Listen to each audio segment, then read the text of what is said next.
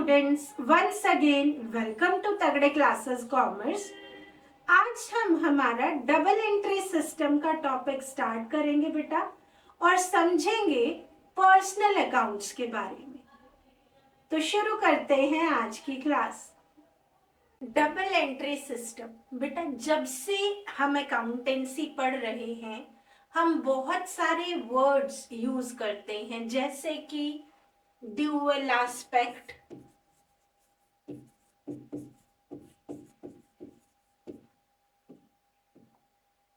To fold, double effect. ये जितने भी वर्ड है बेटा, ये एक ही चीज की तरफ इंडिकेट करते हैं कि जो हमारा इंडियन अकाउंटिंग सिस्टम है वो डबल एंट्री सिस्टम है। डबल एंट्री सिस्टम का मीनिंग क्या है बेटा? Every transaction have a effect on two accounts. इसी चीज को आज हम, जो हमारे डबल एंट्री सिस्टम है, इसको डिटेल में पढ़ेंगे और बेटा हम इसके रूल्स को समझेंगे कि इसके अकॉर्डिंग हम हमारे जो अकाउंटेंसी है उसमें कितनी तरह के अकाउंट्स मेंटेन करते हैं और उन अकाउंट्स के क्या रूल होते हैं। ठीक है बेटा, डबल इफेक्ट, ड्यूअल एस्पेक्ट जो हम पढ़ रहे हैं, कोई भी ट्रांजैक्शन हम ले लें वहां पे अकाउंट दो इफेक्ट होंगे और उन दोनों अकाउंट में से कोई एक अकाउंट अगर डेबिट हो रहा होगा तो दूसरा डेफिनेटली हमारा क्रेडिट होगा। ठीक है, कोई भी ट्रांजैक्शन, जैसे पिछले जो अकाउंटिंग इक्वेशन वाला चैप्टर था उसमें हमने कई तरह के ट्रांजैक्शंस पढ़े थे बेटा, जहां पे हमारे पर्सनल अकाउंट या कुछ इम्पर्सनल अकाउंट इफेक्ट हो रहे थे। उनमें से जब भी एक ट्रांजैक्शन की बात आती तो एक हमारा अकाउंट डेबिट और दूसरा क्रेडिट होता है। ठीक है, जैसे एक एग्जांपल हम ले लेते हैं, फर्नीचर परचेज्ड। ठीक है, अगर आपने बिजनेस में फर्नीचर परचेज किया है, ठीक है, फर्नीचर परचेज किया है, कोई और एसेट परचेज की है, बेटा इफेक्ट क्या होगा? अगर हम फर्नीचर परचेज करेंगे तो फर्नीचर के बदले में हमें कैश क्या करना पड़ेगा बेटा? पे करना पड़ेगा। दैट मीन्स हमारी एक जो एसेट है जिसे हम कैश बोलते हैं वो क्या हो जाएगी बेटा? डिक्रीज हो जाएगी, माइनस हो जाएगी। और जब ये एसेट हमारी माइनस होगी बेटा तो हम इस अकाउंट को क्या करते हैं? क्रेडिट करते हैं। ठीक है, क्योंकि हमने पढ़ा था एसेट अगर डिक्रीज होती है तो वो कौन सी साइड डिक्रीज होती है? Credit side. ठीक है, दूसरा इफेक्ट आएगा बेटा कि हमारे पास स्टॉक में, या मैं ये कहूं एज एन एसेट, फर्नीचर क्या हो गया बेटा? इंक्रीज हो गया। ठीक है, तो एक एसेट डिक्रीज हुई तो उसको कर दिया क्रेडिट और दूसरी एसेट बढ़ गई बेटा तो इसको कर दिया डेबिट। ठीक है, तो ये सेम चीज डबल एंट्री सिस्टम में अप्लाई होती है। टू फोल्ड का मीनिंग भी यही है कि every transaction have effect on the two things. ठीक है, एक बार जो हम इसकी एक डेफिनेशन को थोड़ा सा समझते हैं उसके बाद हम इसके प्रिंसिपल्स या फीचर्स को भी देखेंगे बेटा कि ये जो हमारा डबल एंट्री सिस्टम है इसके बेसिकली क्या क्या प्रिंसिपल्स या फीचर्स हो सकते हैं। ठीक है, देखिए, एवरी ट्रांजैक्शन इन्वॉल्विंग मनी और money's worth has a two fold aspect. Barter exchange mechanism is very important in the business. आप अगर गुड्स को जो है वो सेल कर रहे हैं या गुड्स को खरीद रहे हैं, दोनों ही कंडीशन में आपको क्या करना पड़ेगा बेटा? अगर आप सेल कर रहे हैं तो आपके पास पैसा आएगा, अगर हम परचेज कर रहे हैं तो वी नीड टू पे द अमाउंट। ठीक है, अगर हम कोई एक्सपेंसेस पे कर रहे हैं बेटा then also we need to pay certain amount. अगर हमें कोई इनकम रिसीव होगी तो हमारे पास पैसा आएगा। एक्सचेंज जब भी होगा वो दो चीजों को इफेक्ट करेगा। तो वही चीज यहाँ पे है, receiving a value on the other hand giving of the same value. ठीक है, जो चीज हमें रिसीव हो रही है, अगर गुड्स रिसीव हो रही है बेटा तो बदले में क्या करना पड़ रहा है? कैश पे करना पड़ रहा है, या अगर हम बैंक से पेमेंट करेंगे तो बैंक से पैसा जाएगा, ठीक है। This twofold nature in all the transaction must be recorded in the books, and this gives rise to the double entry system और डबल एंट्री बुक कीपिंग, ठीक है बेटा। ये जो डबल एंट्री सिस्टम है ये हमें ट्रांजैक्शंस को चेक करने में, वेरीफाई करने में भी हेल्प करता है, हमारे अकाउंट्स की भी चेकिंग में हेल्प करता है कि जो भी ट्रांजैक्शंस हुई थी क्या उनकी एंट्रीज प्रॉपर हुई हैं। बेटा इस चैप्टर में हम अलग अलग तरह के अकाउंट्स और उन अकाउंट्स के नेचर के बारे में समझेंगे बेटा।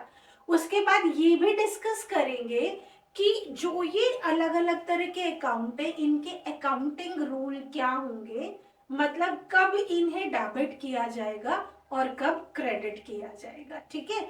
हमने ये तो समझ लिया कि ट्रांजैक्शन का इफेक्ट जो है वो दो अकाउंट पे होगा, और हमेशा बेटा एक अकाउंट से कुछ ना कुछ अमाउंट हमारा या कुछ ना कुछ जो है वो चीज हमारी जाएगी और दूसरा जो अकाउंट होगा वो इंक्रीज होगा, ठीक है।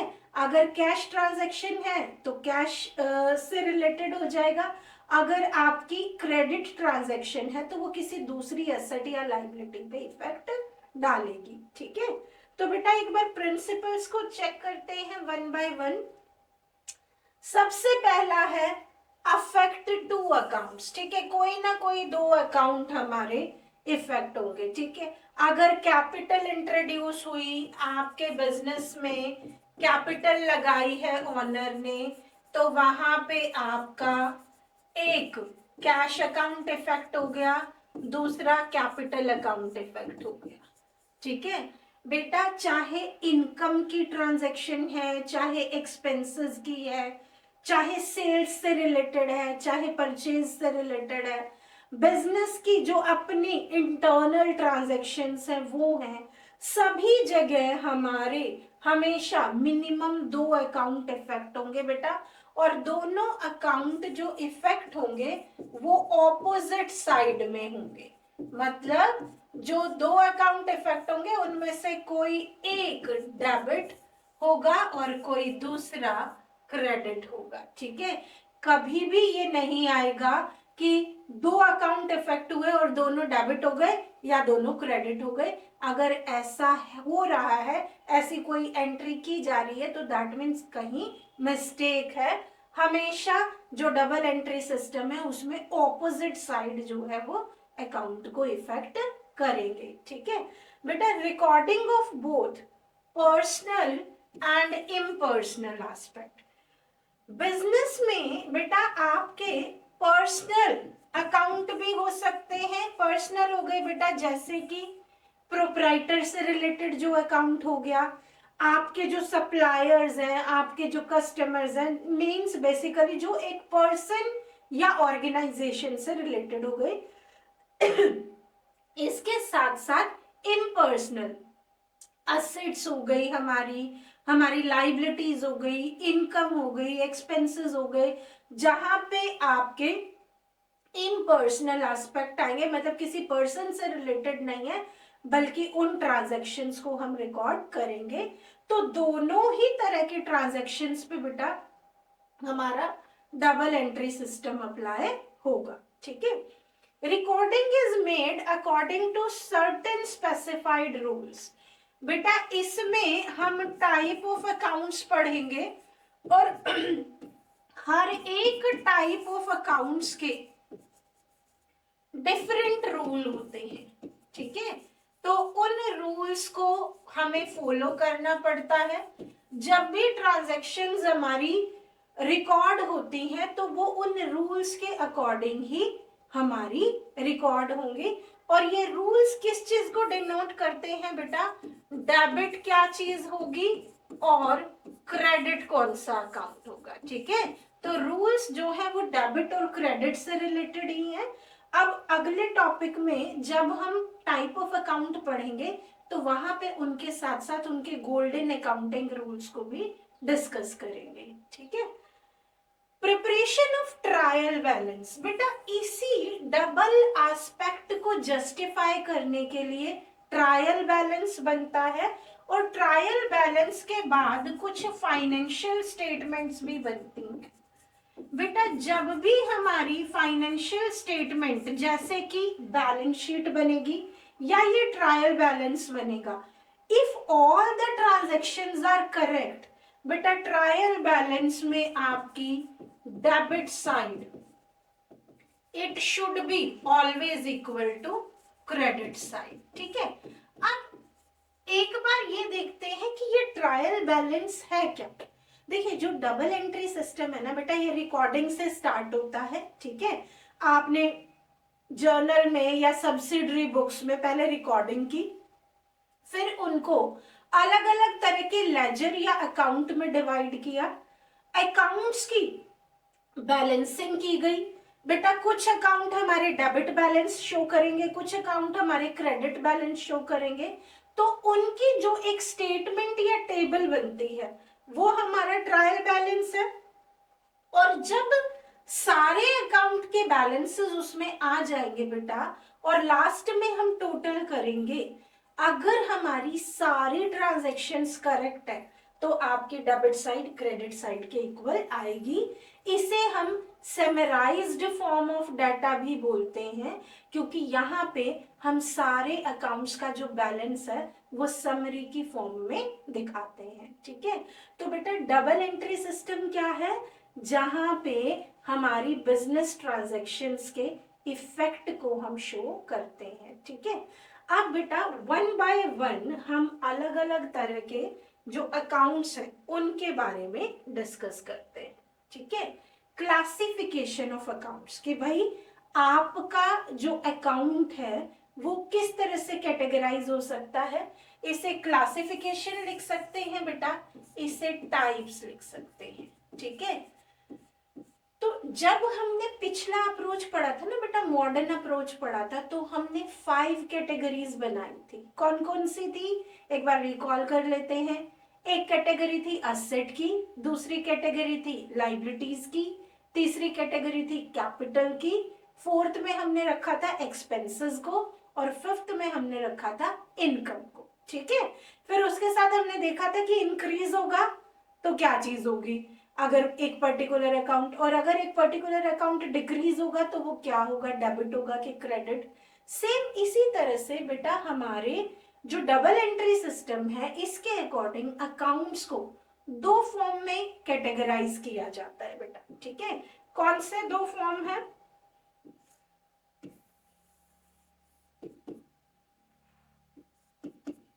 एक है हमारे पर्सनल अकाउंट और एक है हमारे नॉन पर्सनल या इम्पर्सनल अकाउंट। बेटा नॉन पर्सनल अकाउंट्स को हम जो है वो आगे फिर 2 कैटेगरीज में डिवाइड करते हैं, रियल अकाउंट और नॉमिनल अकाउंट।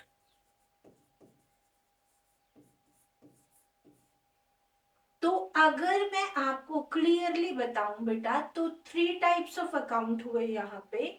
एक है हमारे पर्सनल, दूसरे हैं रियल अकाउंट, और तीसरे हैं हमारे नॉमिनल अकाउंट। बेटा जो ये वाली क्लास रहेगी इसमें हम पहले पर्सनल अकाउंट को डिटेल में समझेंगे, उसके अकाउंटिंग रूल के बारे में समझेंगे, किस तरह से ट्रांजैक्शंस होती हैं वो देखेंगे, और बेटा फिर हम आगे ना पर्सनल अकाउंट को भी अलग अलग कैटेगरीज में कैटेगराइज करते हैं, तो उनको हम वन बाय वन समझेंगे। ठीक है, तो सबसे पहले बेटा what is the meaning of personal account. ठीक है, जैसे थोड़ा सा जो है इसके नेम से ही पता चल रहा है। ठीक है, an account which represent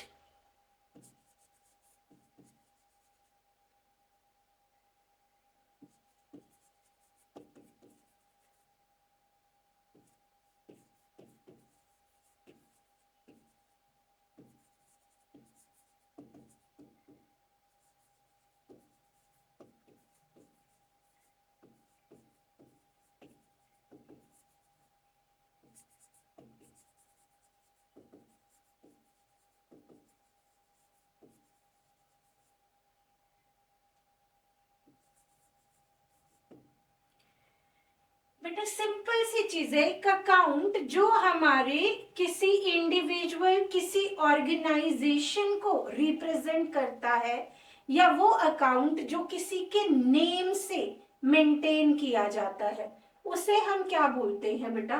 personal account. ठीक है बेटा, बिजनेस में ना बहुत सारे पर्सन्स वर्क करते हैं। ठीक है, जैसे सबसे पहले जो प्रोप्राइटर है, जो बिजनेस का मालिक है बेटा, ठीक है, प्रोप्राइटर्स अकाउंट मतलब जो आपका कैपिटल अकाउंट है, वो कैसा होगा बेटा? वो किसके नाम से होगा? वो आपका जो भी ऑनर है उसके नाम से होगा। ठीक है, जैसे Aman's capital account, Sohan's capital account, A's capital account, तो ये सब किसके अंदर आएंगे बेटा? पर्सनल अकाउंट के अंदर। ठीक है, अगर एक अकाउंट को मेंटेन किया जाता है by the name of a person, by the name of a organization और by the name of an institution, उसे हम क्या बोलते हैं? Personal account. ठीक है, अब यहाँ पे प्रोपराइटर मतलब जो ऑनर है बेटा, उसका अकाउंट हो गया। उसके बाद हमारे डेटर्स, क्रेडिटर्स, अब ये जो डेटर्स है बेटा, ये कौन है? ये होंगे हमारे कस्टमर्स। और कस्टमर्स कौन हो सकते हैं बेटा? कोई एक इंडिविजुअल पर्सन हो सकता है, कई बार कोई दूसरी बिजनेस ऑर्गेनाइजेशन हो सकती है कस्टमर। जो क्रेडिटर्स है बेटा, ये कौन है? हमारे सप्लायर्स है। तो ये सब सप्लायर्स कौन होंगे बेटा? जो हमें गुड सप्लाई कर रहे हैं, जो हमें क्रेडिट पे अपनी जो गुड्स है वो सेल कर रहे हैं ताकि हम उनको यूटिलाइज कर सकें। ठीक है, तो बिजनेस में बहुत सारे डेटर्स, क्रेडिटर्स, फिर उसके बाद बेटा हम बहुत सारी ऑर्गेनाइजेशन से डील करते हैं, वो सब किस में आएगा बेटा? आपका पर्सनल अकाउंट में। ठीक है, तो अगर हमारा नेम से अकाउंट है किसी ऑर्गेनाइजेशन के, किसी हॉस्पिटल के नेम से अकाउंट है, किसी स्कूल के नेम से अकाउंट है, हमारा कोई कस्टमर है जो एक इंडिविजुअल पर्सन है, या कोई ऑर्गेनाइजेशन है, कोई शॉपकीपर है, कोई प्रोपराइटर है, तो ये सब हमारे आएंगे पर्सनल अकाउंट में। ठीक है, और बेटा जो पर्सनल अकाउंट है उसका जो अकाउंटिंग रूल होता है वो क्या होता है? अब सबसे पहले ये समझने की जरूरत है कि पर्सन है हमारे, जो कि या तो क्या हो सकते हैं? रिसीवर हो सकते हैं, या क्या हो सकता है बेटा? गिवर हो सकता है। मतलब अगर एक ट्रांजैक्शन होगी बेटा, तो हम या तो पैसा रिसीव कर सकते हैं, या हम पैसा किसी को पे करेंगे। ठीक है, तो जो हमारा पर्सनल अकाउंट है उसका जो गोल्डन रूल होता है बेटा, वो क्या होता है हमारा? या मैं ये कहूं, गोल्डन रूल ऑफ डेबिट और क्रेडिट। मतलब कब हम अकाउंट को, पर्सनल अकाउंट को डेबिट करते हैं, कब हम पर्सनल अकाउंट को क्रेडिट करते हैं। तो बेटा इसके लिए रूल आता है हमारा, debit the receiver and credit the giver. Transaction के अंदर जो भी पर्सन या जो भी ऑर्गेनाइजेशन रिसीव कर रही होगी बेटा, उसे हम करेंगे डेबिट, और जिसे पेमेंट करनी पड़ रही है, जो अमाउंट पे कर रहा है, वो होगा हमारा क्रेडिट। ठीक है, तो आपका रिसीवर ऑर्गेनाइजेशन, रिसीवर पर्सन क्या होगा? डेबिट होगा, और अगर वो पेमेंट कर रहे हैं, कोई अमाउंट दे रहे हैं, तो वो क्रेडिट होगा। ठीक है, जैसे एग्जाम्पल लेते हैं बेटा,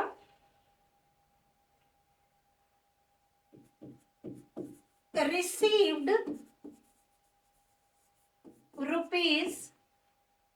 ₹2000 फ्रॉम सोहन। बेटा हमारी ऑर्गेनाइजेशन को रिसीव हुए हैं ₹2000 किससे रिसीव हुए हैं बेटा? सोहन से, ठीक है। तो सोहन कौन हो गया? गिवर हो गया। तो ट्रांजैक्शन क्या होगी, मतलब सोहन का अकाउंट क्या होगा बेटा? क्रेडिट होगा। पैसा रिसीव हुआ है, ठीक है, तो कैश अकाउंट क्या हो जाएगा बेटा? डेबिट। और सोहन्स अकाउंट हो जाएगा क्रेडिट, ठीक है। सेम ऐसे ही अगर ट्रांजैक्शन है paid to Sudhir, amount paid to Sudhir, बेटा बिजनेस किसको पे करेगा अमाउंट, ठीक है, वो कौन हो सकता है? वो आपका कोई सप्लायर हो सकता है बेटा। सुधीर एक पर्सन हो सकता है जिसने या तो आपको कोई गुड्स सप्लाई किए होंगे या फिर आपको कोई एसेट सेल की होगी, ठीक है। तो जब अमाउंट सुधीर को पे किया गया तो सुधीर क्या बन गया बेटा? सुधीर बन गया हमारा रिसीवर। तो एंट्री क्या होगी? सुधीर का जो अकाउंट है वो हमारा हो जाएगा डेबिट, और उसको पेमेंट अगर हमने कैश से की है तो कैश हो जाएगा हमारा क्रेडिट, ठीक है। तो अगर हम ये कहते हैं कि received money from some person, हमने रिसीव की है, तो वो पर्सन क्या है बेटा? पेयर है, उसका अकाउंट क्रेडिट होगा। And if we have paid a certain amount to someone, जैसे हम ये कहते हैं कि पेड ₹4000 टू मोहन, तो जो मोहन है बेटा वो रिसीवर हो जाएगा और उसका अकाउंट होगा डेबिट, ठीक है। तो एक बार फिर से समझ लेते हैं, पर्सनल अकाउंट कौन से अकाउंट होंगे बेटा? The account which are maintained by the name of a person, name of any organisation and name of any institution. और जो रूल होगा वो क्या होगा बेटा? Debit the receiver, credit the giver, ठीक है। तो ट्रांजैक्शन देखेंगे उसमें ये समझेंगे कि कौन कौन सा पर्सनल अकाउंट इफेक्ट हुआ है और फिर उसके अकॉर्डिंग इस रूल को अप्लाई कर देंगे, ठीक है। उसके बाद बेटा हम समझते हैं एक बार क्लासिफिकेशन ऑफ पर्सनल अकाउंट को या टाइप्स ऑफ पर्सनल अकाउंट को, ठीक है। जो हमारे बेसिक टाइप्स हैं पर्सनल अकाउंट के, वो कैटेगराइज हुए हैं on the basis of the name of certain organisation, ठीक है। तो यहाँ पे हम इनको 3 कैटेगरीज में डिवाइड करते हैं बेटा। सबसे पहली कैटेगरी है हमारी नेचुरल पर्सन।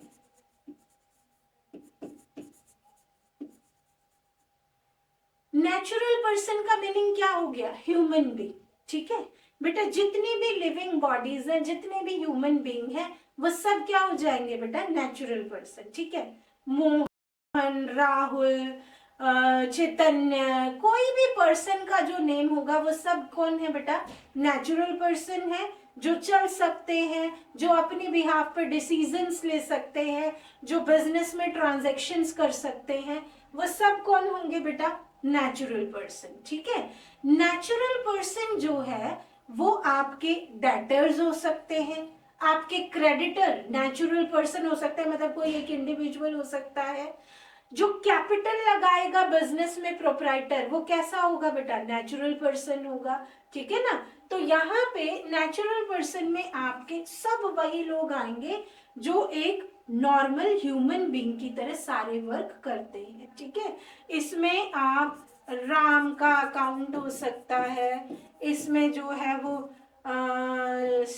चीनू का अकाउंट हो सकता है, कोई भी अकाउंट हो सकता है, ठीक है। और ये कौन होंगे बेटा? ये आपके कस्टमर्स हो सकते हैं, ये आपके सप्लायर्स हो सकते हैं।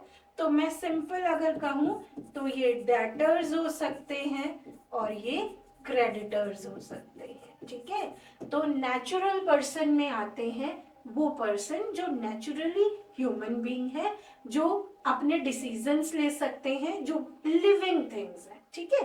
इसके साथ साथ एक और कैटेगरी है बेटा, which is called as artificial person.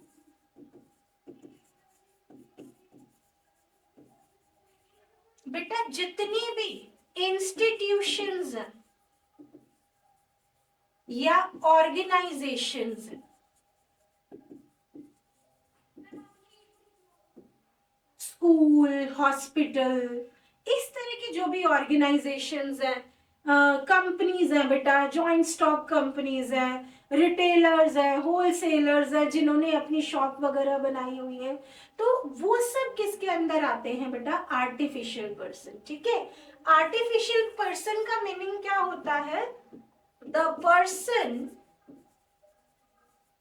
Which is not alive, but these are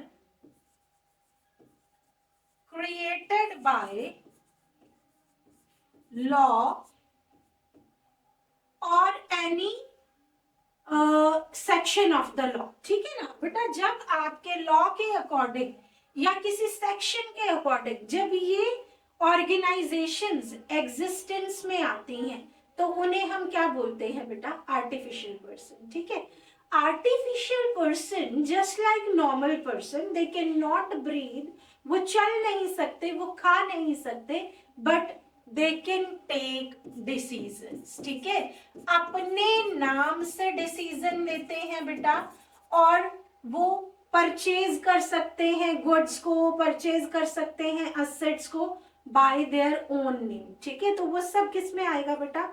वो सब आएगा हमारा आर्टिफिशियल पर्सन में। ठीक है, आर्टिफिशियल पर्सन में क्या होंगी? आपकी इंस्टीट्यूशंस हो गए, जैसे कि बेटा आपकी कोई भी जो स्कूल है, जैसे हम यहाँ पे एपीजे स्कूल ले सकते हैं,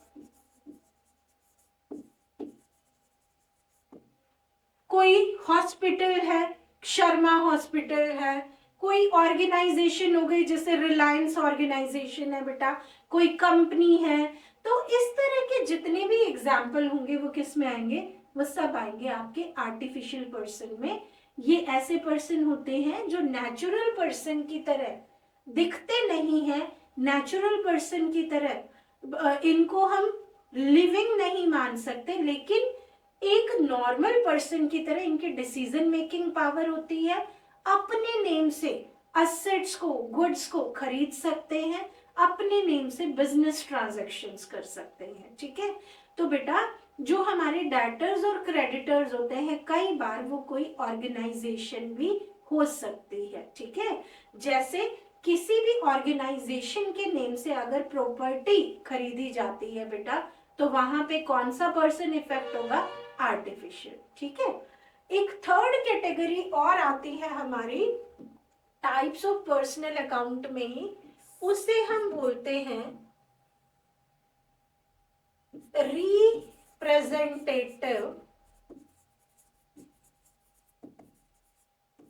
पर्सनल अकाउंट।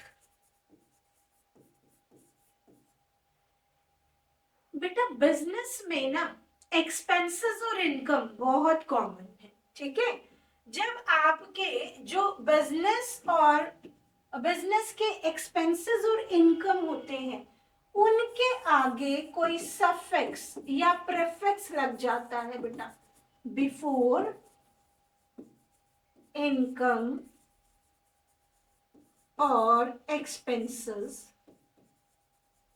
तो उसे हम बोलते हैं रिप्रेजेंटेटिव पर्सनल अकाउंट। ठीक है, शॉर्ट फॉर्म में आरपीए। जैसे बेटा रेंट पेड अगर है तो वो क्या है बेटा? एक्सपेंस है। अगर रेंट रिसीव्ड है तो वो क्या हो गया? इनकम। ठीक है, लेकिन अगर रेंट के आगे आउटस्टैंडिंग रेंट आ गया बेटा, तो वो क्या हो गया? आपका रिप्रेजेंटेटिव पर्सनल अकाउंट। ठीक है, आउटस्टैंडिंग रेंट हो गया, प्रीपेड सैलरी हो गई, अक्रूड कमीशन हो गया। ठीक है ना, तो ये सब चीजें जैसे सैलरी है बेटा, ये अगर आप पे करेंगे तो क्या है, एक्सपेंस है, लेकिन हमने प्रीपेड सैलरी एडवांस में पे कर दी, क्या लग गया बेटा, एक साथ में एक वर्ड और मेंशन हो गया, ठीक है ना। तो ये प्रीफिक्स या सफिक्स अगर लग जाता है तो वो क्या बन जाता है, रिप्रेजेंटेटिव पर्सनल अकाउंट, ठीक है। अक्रूड कमीशन मतलब वो कमीशन जो हमें फ्यूचर में रिसीव होगा।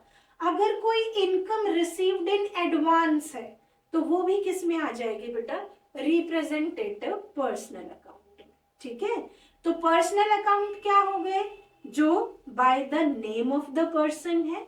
ये अकाउंट आपके कैसे हो सकते हैं बेटा, एक नेचुरल पर्सन हो सकता है, एक आर्टिफिशियल पर्सन हो सकता है जिसमें ऑर्गेनाइजेशन वगैरह आएंगी, और तीसरा हो जाएगा बेटा रिप्रेजेंटेटिव पर्सनल अकाउंट, ठीक है।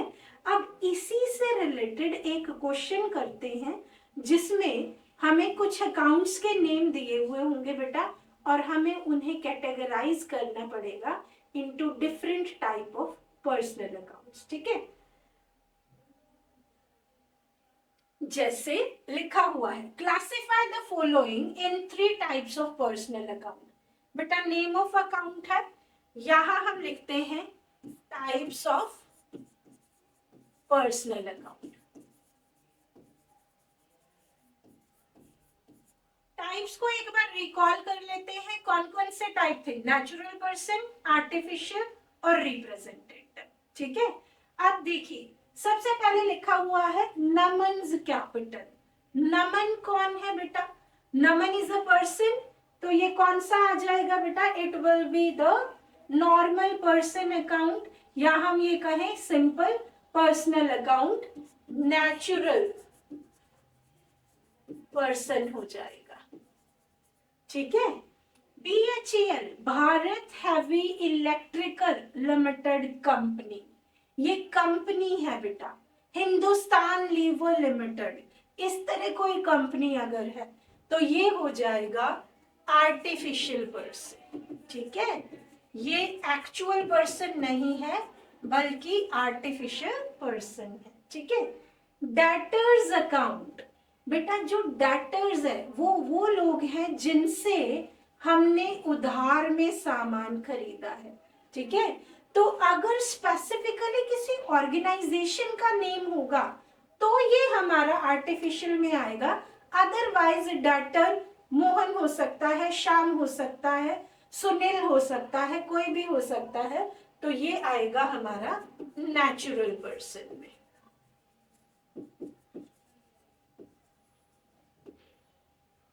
आउटस्टैंडिंग रेंट अकाउंट, बेटा मैंने आपको बताया था कि एक्सपेंसेस या इनकम के आगे अगर कोई प्रीफिक्स या सफिक्स लगता है तो वो बन जाते हैं रिप्रेजेंटेटिव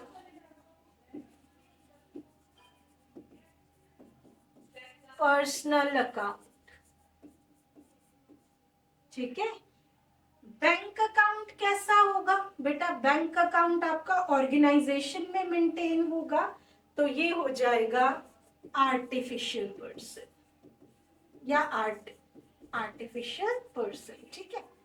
देन प्रीपेड सैलरी, बिल्कुल सेम उसी तरीके से जैसे आउटस्टैंडिंग रेंट था, ये हो जाएगा हमारा रिप्रेजेंटेटिव पर्सनल अकाउंट। और लास्ट में है बेटा central board of secondary education, CBSE, Haryana board of school education. ये सारे जो बोर्ड्स है बेटा ये क्या है, ये ऑर्गेनाइजेशंस हैं, तो ये कैसे पर्सन हो जाएंगे, it will be artificial person,